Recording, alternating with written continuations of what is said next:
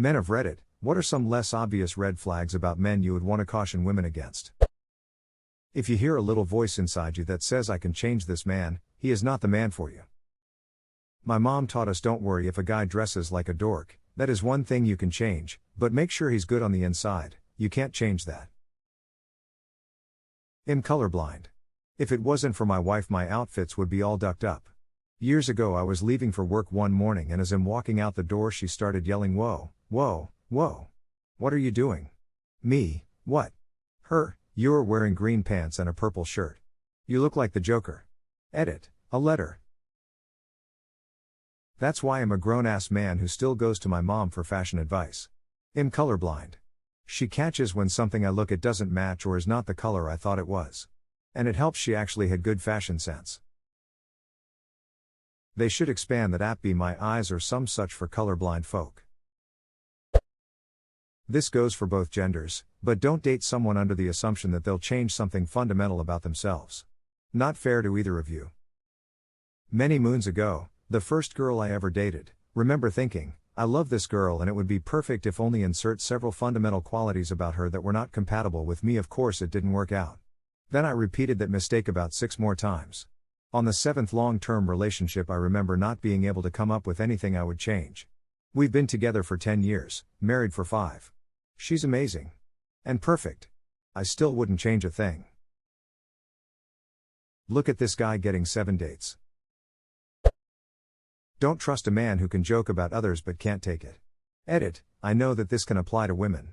The thing is, I shouldn't need a disclaimer just to gain permission to critique men, and some of you shouldn't need to drag women down just to acknowledge a personality flaw. This bugs the shit out of me. Even outside of the date world.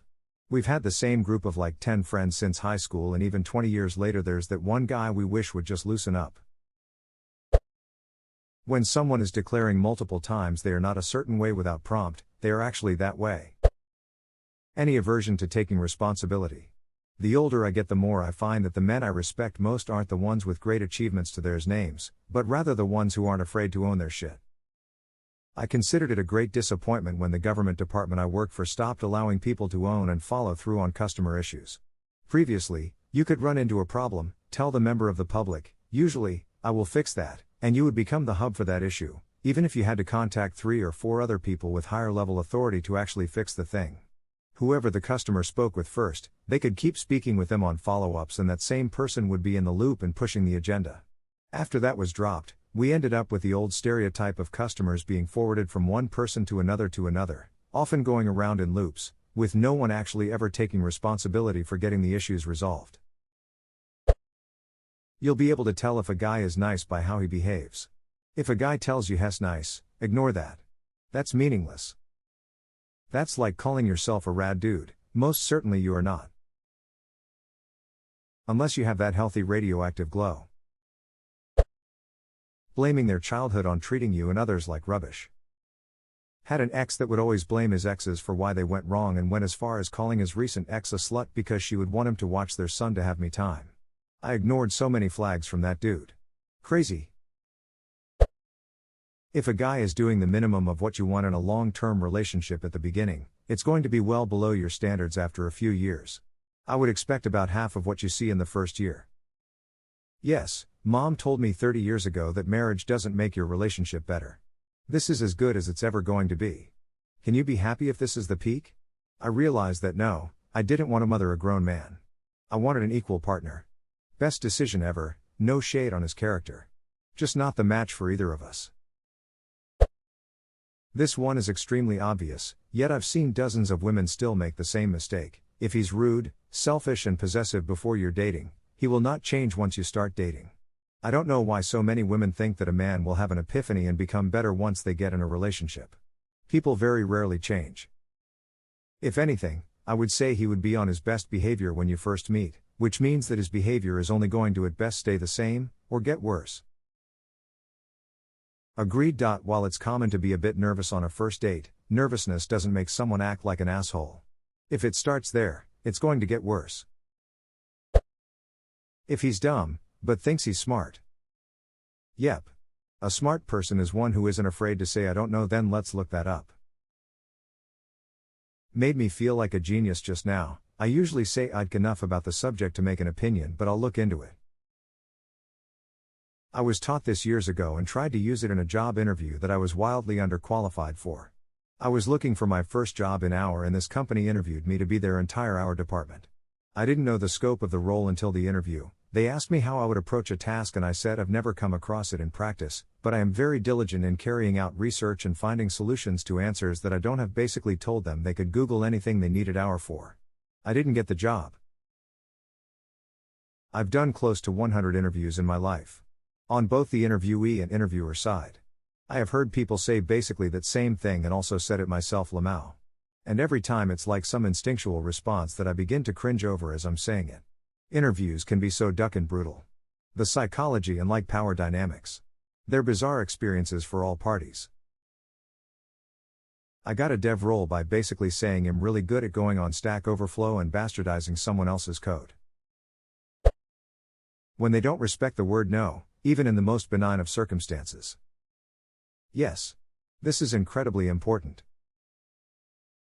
As above, so below. Most people are nice enough to be consistent with their personalities. How they act with little stuff is how they will act with big stuff. When someone tells you who they are, believe them. The best part of that quote is the second part. I always feel the need to share because, especially for women, it's critical. When someone shows you who they are, believe them the first time. Maya Angelou. If anything happens to him and he always shifts blame to someone else, or something else, or the situation, that is a big red flag.